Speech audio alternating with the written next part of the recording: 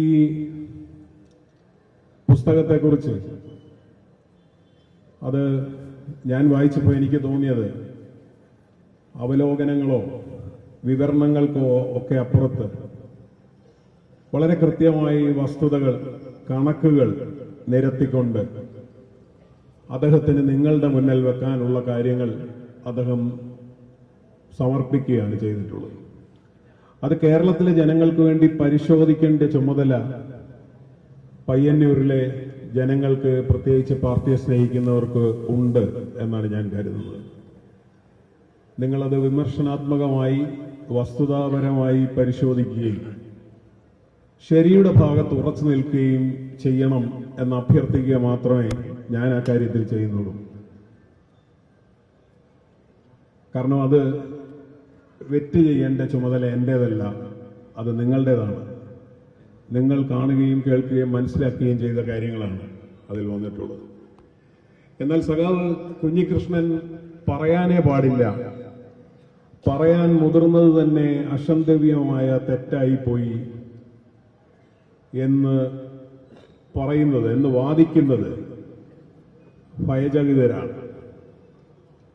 ഒരാൾ പറയാൻ പാടില്ല എന്ന് പറയുന്നത് ആ പറയുന്ന ആളിനെ ഭയന്നിട്ടല്ല, ആൾ പറയുന്ന കാര്യങ്ങൾ കേൾക്കുന്നവരെ ഭയന്നിട്ടാണ്. എന്ന് പറഞ്ഞാൽ ഇത് കേൾക്കുന്ന നമ്മൾ അതറിയാൻ പാടില്ല, അത് മനസ്സിലാക്കാൻ പാടില്ല എന്ന നിർബന്ധ ബുദ്ധിയിൽ നിന്നുള്ള ഭയമാണ് ആ പറച്ചിലിനെ തന്നെ തടയാൻ ശ്രമിക്കുന്നത് എന്ന് നമുക്ക് മനസ്സിലാവും. ഈ പുസ്തകം ആയാലും ഈ സമീപ ദിവസങ്ങളിൽ സഖാവ് കുഞ്ഞികൃഷ്ണൻ നടത്തിയ പ്രതികരണങ്ങളിലായാലും നമ്മൾ കാണുന്നത് അതിന്റെ ഗുണവും ദോഷവും യഥാർത്ഥത്തിൽ മിതത്വമാണ് എന്നാണ് ഞാൻ വിചാരിക്കുന്നത്. പറഞ്ഞ കാര്യങ്ങളെക്കാൾ അധികം പറയാൻ ബാക്കി വെച്ചവയാണ് ഉള്ളത് എന്ന് നമുക്ക് അദ്ദേഹത്തിന്റെ സംസാരവും പുസ്തകം വായിച്ചാലും ഒക്കെ നമുക്ക് തോന്നിപ്പോകും.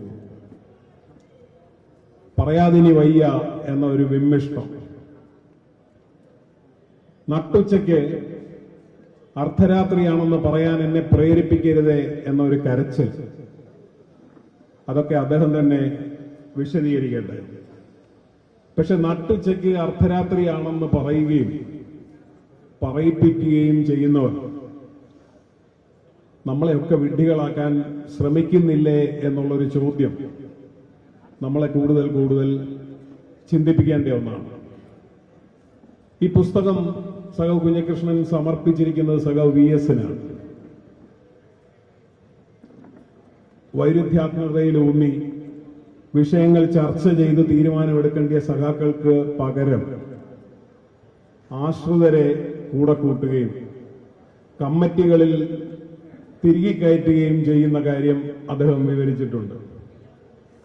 പാർട്ടി കമ്മീഷനുകൾ ഉപയോഗപ്പെടുത്തിക്കൊണ്ട് അഴിമതിക്കാരെ വെള്ളപൂശുകയും അത് ചൂണ്ടിക്കാണിക്കുന്നവരെ ഒറ്റപ്പെടുത്തുകയും ചെയ്യുന്ന കാര്യവും അദ്ദേഹം പ്രാദേശിക അനുഭവത്തിന്റെ വെളിച്ചത്തിൽ വിവരിച്ചിട്ടുണ്ട്. ഇതൊക്കെ യഥാർത്ഥത്തിൽ സഖാവ് VS-ഉം കേരളത്തിലെ ജനങ്ങളോട് തുറന്നു പറഞ്ഞിട്ടുള്ള കാര്യങ്ങളാണ്. ഞാൻ പറഞ്ഞത് ഒരു പ്രാദേശിക വിഷയം മാത്രമല്ല എന്നാണ്. ഞാൻ പരസ്യമായി VS പറഞ്ഞ കാര്യങ്ങൾ മാത്രമേ പറയാൻ ഉദ്ദേശിക്കുന്നു. അദ്ദേഹം പറഞ്ഞത് അദ്ദേഹത്തെ ജീവിതത്തിൽ ഏറ്റവും അധികം ദുഃഖിപ്പിച്ച കാര്യം അദ്ദേഹത്തെ PB-യിൽ നിന്ന് ഒഴിവാക്കിയതാണ്. അതിനെക്കുറിച്ച് അദ്ദേഹം പറഞ്ഞത് പാർട്ടിയുടെ തീരുമാനത്തോടൊപ്പം നിൽക്കണമെന്ന് പറഞ്ഞപ്പോൾ ഞാൻ പറഞ്ഞു ഞാൻ സത്യത്തോടൊപ്പം നിൽക്കും, സത്യത്തോടൊപ്പം നിൽക്കും എന്ന് പറഞ്ഞതിന്റെ പേരിൽ എനിക്കെതിരെ PB-യിൽ നിന്ന് നടപടിയെടുത്തു എന്നാണ് അദ്ദേഹം തന്നെ മാധ്യമങ്ങളോട് ആവർത്തിച്ച് പറഞ്ഞിട്ടുള്ളത്. സഖാക്കളെ, എനിക്ക് ചോദിക്കാനുള്ളത്, എന്നാണ് ഈ പാർട്ടിയുടെ വഴിയും സത്യത്തിന്റെ വഴിയും രണ്ടായി തിരിഞ്ഞത്, രണ്ട് ദിശയിലേക്കായത്? ആർക്കു വേണ്ടിയാണ് അങ്ങനെ ആയത്? ഇത് ആലോചിക്കേണ്ട ചുമതല യഥാർത്ഥത്തിൽ പാർട്ടിയെ സ്നേഹിക്കുന്ന, ഇടതുപക്ഷ നയങ്ങളെ സ്നേഹിക്കുന്ന എല്ലാവർക്കും ഉണ്ട് എന്നാണ് ഞാൻ കരുതുന്നത്. ഞാൻ മാത്രം മഹാൻ, ബാക്കി എല്ലാവരും മോശം എന്നുള്ള ആക്ഷേപം ആദ്യമായി സഖാവ് കുഞ്ഞികൃഷ്ണൻ കേൾക്കുന്നതല്ല.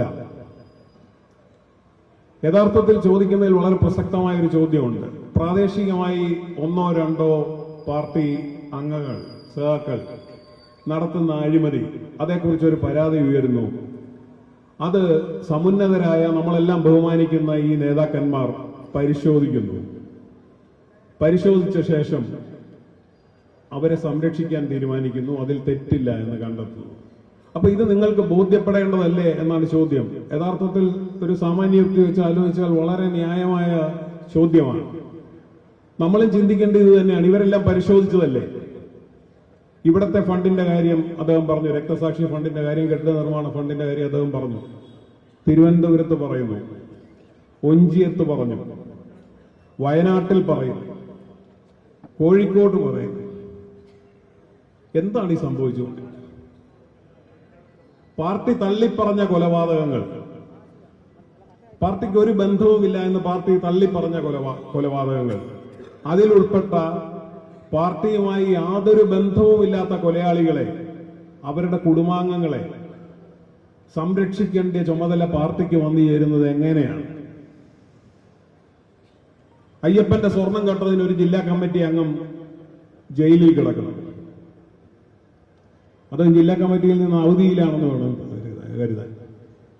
എന്തുകൊണ്ടാണ് അവരെ സംരക്ഷിക്കേണ്ട ബാധ്യത ഈ പാർട്ടിക്ക് വന്നു ചേരുന്നത്? ജയിലിലാക്കിയത് കരുണാകരന്റെ പോലീസല്ല, ഉമ്മൻചാണ്ടിയുടെ പോലീസല്ല, സഖാവ് പിണറായി വിജയന്റെ പോലീസാണ്.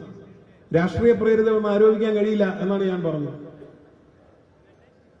അങ്ങനെ ജയിലിൽ കഴിയുന്ന 3 മാസമായി ജാമ്യം നിഷേധിക്കപ്പെട്ട ആൾക്കാരെ പോലും സംരക്ഷിക്കേണ്ട വരുന്ന ഒരു ബാധ്യത എങ്ങനെയാണ് ഈ പാർട്ടിക്ക് വരുന്നത്? ഇത് നമ്മൾ വളരെ ഗൗരവതരമായിട്ട് ആലോചിക്കേണ്ട ഒരു വിഷയമാണ് എന്നാണ് ഞാൻ വിചാരിക്കുന്നത്.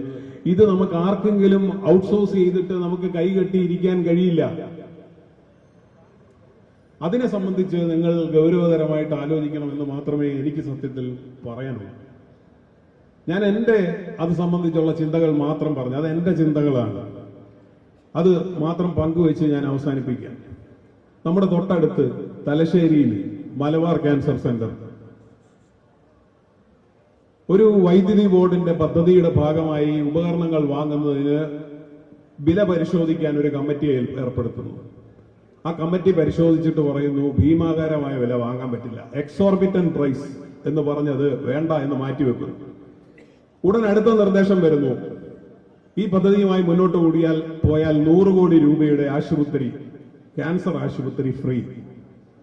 അപ്പോ 100 കോടി രൂപ ഇങ്ങോട്ട് തിരിച്ചു കിട്ടും എന്നുള്ളത് പരിഗണിച്ചാൽ ഈ വില ഇന്റർനാഷണൽ സ്റ്റാൻഡേർഡ്സുമായിട്ട് കമ്പയറബിൾ ആണ്, താരതമ്യപ്പെടുത്താവുന്നതാണ്. അതിന്റെ അടിസ്ഥാനത്തിൽ അത് മുന്നോട്ട് പോകുന്നു. ഞാൻ ദീർഘമായി അത് പറയുന്നില്ല. ആശുപത്രി വരാൻ തീരുമാനിക്കുന്നു. ആശുപത്രിക്ക് വേണ്ടി ഒരു സൊസൈറ്റി ഉണ്ടാക്കുന്നു, മുഖ്യമന്ത്രി ചെയർമാനായ society, Malabar cancer centre society. ആ സൊസൈറ്റിക്ക് സംസ്ഥാന സർക്കാർ സ്ഥലം കൊടുക്കുന്നു. 100 കോടി രൂപ സ്വീകരിക്കാൻ വേണ്ടി Malabar cancer centre society Thalassery state bank of ഇന്ത്യയിൽ ഒരു അക്കൗണ്ട് തുറക്കുന്നു. പക്ഷെ 1 രൂപ പോലും ആ അക്കൗണ്ടിലേക്ക് വന്നില്ല. പകരം ആ സ്ഥലത്ത് ഈ സ്ഥലമുടമയായിട്ടുള്ള മലബാർ ക്യാൻസർ സൊസൈറ്റി ചുമതലപ്പെടുത്താത്ത ഒരു കമ്പനി വന്ന് നിർമ്മാണം ആരംഭിക്കുന്നു. ഫലം 100 കോടിയുടെ സ്ഥാനത്ത് 8 കോടിയുടെ ആശുപത്രി വന്നു. 92 കോടി രൂപ സ്വാഹ. വർഷങ്ങൾക്ക് ശേഷം 2018 പ്രളയം വന്നു. പ്രളയക്കെടുതി അനുഭവിക്കുന്ന ആൾക്കാർക്ക് ഭവനം നിർമ്മിക്കാൻ വേണ്ടി വിദേശത്തുള്ള റെഡ് ക്രസന്റ് 20 കോടി രൂപ സർക്കാരിന് കൊടുക്കാം എന്ന് വാഗ്ദാനം ചെയ്യുന്നു. മുഖ്യമന്ത്രിയുടെ നേതൃത്വത്തിൽ ലൈഫ് മിഷൻ എന്ന സ്ഥാപനം അവർ വടക്കാഞ്ചേരിയിലെ അവരുടെ സ്ഥലത്ത് ഫ്ളാറ്റ് നിർമ്മിക്കാൻ തീരുമാനിക്കുന്നു. 1 രൂപ പോലും ലൈഫ് മിഷന്റെ അക്കൗണ്ടിലേക്ക് വരുന്നില്ല. ലൈഫ് മിഷൻ ചുമതലപ്പെടുത്താത്ത, ഭൂവുടമയായ ലൈഫ് മിഷൻ ചുമതലപ്പെടുത്താത്ത ഏതോ ഒരു നിർമ്മാണ കമ്പനി അവിടെ കയറി കെട്ടിടം പണി ആരംഭിക്കുന്നു. 4 തൂണ് വന്നു. 20 കോടി രൂപ ചെലവായിൽ പോയി. എങ്ങനെയാണ് ഇത് തമ്മിൽ ഇങ്ങനെ ഒരു സാമ്യം വരിക? അത് നമ്മൾ ഇവിടെ നിൽക്കുന്ന പോലീസ് ഉദ്യോഗസ്ഥരോട് ചോദിച്ചാൽ പറയും. മോഷ്ടിക്കുന്നവർക്ക് ഒരു പാറ്റേൺ ഉണ്ട്. അതാണ് നമ്മൾ ഈ കണ്ടത്. അപ്പൊ ഇതിനെ സംബന്ധിച്ച് ഇത് കേരളത്തിന് നഷ്ടപ്പെട്ട തുകയാണ്, ഈ നാടിന് നഷ്ടപ്പെട്ട തുകയാണ്. പക്ഷെ ചോദിക്കാൻ പാടില്ല. അത് ചോദിക്കുന്നവൻ കുത്തിത്തിരിപ്പുകാരൻ, അത് ചോദിക്കുന്നവൻ വലതുപക്ഷ മാധ്യമങ്ങളുടെ കോടാലിക്കൈ, ചരിത്രത്തിന്റെ ചവിറ്റുകൊട്ടയിൽ പോകേണ്ടവൻ, കുലംകുത്തി. ഇതാണ് പറയുന്നത്. എന്നിട്ട് നേരത്തെ നമ്മൾ പറഞ്ഞതുപോലെ നമ്മളെല്ലാം നട്ടുച്ചയ്ക്ക് നട്ടപ്പാതിരയാണെന്ന് കണ്ണടച്ച് ഉച്ചവെയിൽ നിലാവെളിച്ചമാണെന്ന് പറഞ്ഞുകൊണ്ട് നമ്മൾ മുന്നോട്ട് നീങ്ങണം. അങ്ങനെ നീങ്ങിയാലേ നിങ്ങൾ ഇടതുപക്ഷ പ്രവർത്തകരാകൂ എന്ന് പറഞ്ഞാൽ അത് തെറ്റാണ്. സത്യം പറയുന്നതിനേക്കാൾ വലിയ വിപ്ലവ പ്രവർത്തനമില്ല എന്ന് നമുക്കറിയാം. അതുകൊണ്ട് നിങ്ങൾ ഈ നാട്ടില് ഇവിടെ മറുപടി പറയുന്നവരോട് നിങ്ങൾ ചോദിക്കണം, നിങ്ങൾ അന്വേഷിക്കണം. പയ്യന്നൂരിന് വലിയ ഉത്തരവാദിത്വമുണ്ട്. ഈ ഇടതുപക്ഷ പ്രസ്ഥാനത്തെ മുന്നോട്ട് കൊണ്ടുപോകുന്നതിൽ പയ്യന്നൂരിന് വലിയ ഉത്തരവാദിത്വമുണ്ട്. നിങ്ങളുടെ മണ്ണിൽ നടന്ന തട്ടിപ്പിനെ കുറിച്ചാണ് ഞാൻ പറഞ്ഞത്. നിങ്ങൾ അന്വേഷിക്കണം. എന്തുകൊണ്ടാണ് ഈ തുക നഷ്ടപ്പെട്ടത്, എന്തുകൊണ്ടാണ് അതിന് ഉത്തരവാദിത്വം ഇല്ലാത്തത് എന്ന് നിങ്ങൾ അന്വേഷിക്കണം. അവിടെയാണ് സഖാവ് കുഞ്ഞികൃഷ്ണനെ പോലെ അരനൂറ്റാണ്ട് ഈ പാർട്ടിക്ക് വേണ്ടി പാർട്ടിയുടെ സംഘടനാ രംഗത്ത് പ്രവർത്തിച്ച ഒരു സഖാവ് പുറത്തു വന്ന് നമ്മളെ എല്ലാവരെയും ഓർമ്മപ്പെടുത്തുന്നത് നേതൃത്വത്തെ അണികൾ തിരുത്തണം എന്ന്.